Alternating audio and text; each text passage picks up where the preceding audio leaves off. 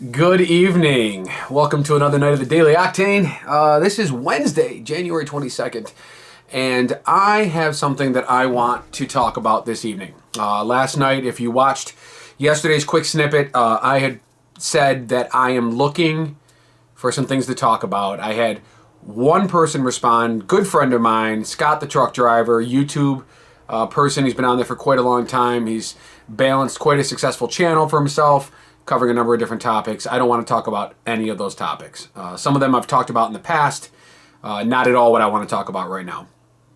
What I want to talk about is something that I saw initially yesterday on my phone. And it was a post that somebody wrote, and I'm going to show it up on the screen here. And it's a woman named Rachel May. And Rachel says, in a question, have you seen this quilt? This is a very hard thing for me to write because it is both embarrassing and heartbreaking. Somehow, in all of our moves last summer, I managed to lose the one thing that I would have gone into a burning building to rescue, assuming all the living beings were safe. Frank and I started this quilt when we got engaged in 1984 and finished it just before he died in 1988. It means more than any object should. All I can guess is that it got mixed in a huge pile of bedding and towels that we donated to the rescue mission last July. I was hoping it was in my storage unit in Albany, but alas, I found out this month that it wasn't there. So I'm hoping against hope that someone picked it up as a great find at a thrift store. I'm happy to offer a reward or to replace it with one of my other quilts. Please spread the word. And if you have any advice about the zen of letting go, please share that too. Sent from Syracuse, New York. Thanks to all those who have shared so far. Now, I saw this yesterday and I shared it right away. First of all, because the story is heart-wrenching. To create something with someone and then to lose that object must be devastating. I have plenty of inanimate objects in my life that I would be absolutely terrified to lose. If I did lose those, it would be just an absolutely heart-wrenching experience. And something like this that you created with somebody is even more important. So that was yesterday. I shared that post, and then I wake up this morning to another post from Rachel. It said, just yesterday, I posted about my lost quilt, and the response has been amazing. And I read that and I smiled immediately because I was actually like affected by it. 6,500 shares all across the country from people wanting to help me get it back. All that love from strangers buoyed my spirits and made me imagine a web of kindness stretching from here to Florida, to Texas to Minnesota, to Oregon to California, to Louisiana to Ohio, to Connecticut, and back here again. That's an amazing thing.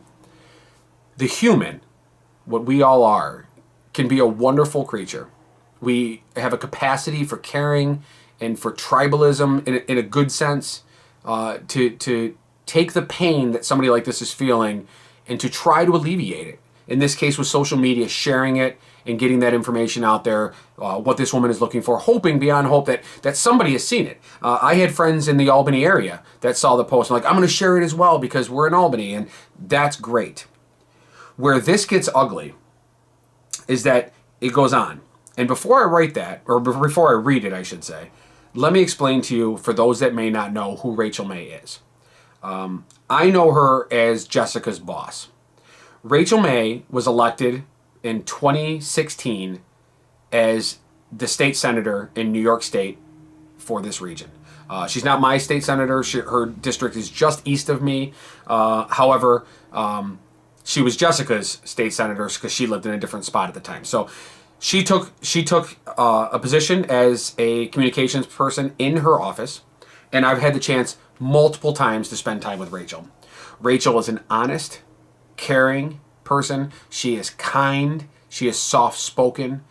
She is the antithesis of your normal politician. And what happened to this post that Rachel put up is sickening. I'm going to finish reading what she wrote. Then there are the other people, the ones full of hate and thrilled to find a vulnerable target. I will always be grateful to Bill in Virginia who wrote, I do not agree with your bail reform, But this is not the time and place for that discussion. I hope you find your quilt. My wife quilts, and I know what losing your quilt means to you. Ignore the mean messages. It just shows their lack of integrity. So she chose to close public commenting on that post because the negative was starting to outweigh the positive. Now, that's wholly unfortunate. Now, I know that living in central New York, which is an area that is spotted with cities, but yet full of rural country areas, that we have a population that loves to hunt, that loves, their weapons, that loves patriotism and pride and all those things, and that there is a hot button topic right now, this bail reform. I have absolutely no interest in talking politics on this channel right now. This video is not about the politics of bail reform. This is not about the politics of gun reform. This is not about any of that. This is the fact that a woman on her personal Facebook page, not her public office page, not a state Senate page, nothing like that, not a Democratic page. This is her personal Facebook page, put a plea out to the public to find something that she absolutely treasured, something very important. And yet we live in a society today predicated on the idea that we all have a message and we all have a statement to make. And what we have lost as a community is our sense of decorum and our sense of goodwill and our ability to understand when is the right time and the wrong time to say something.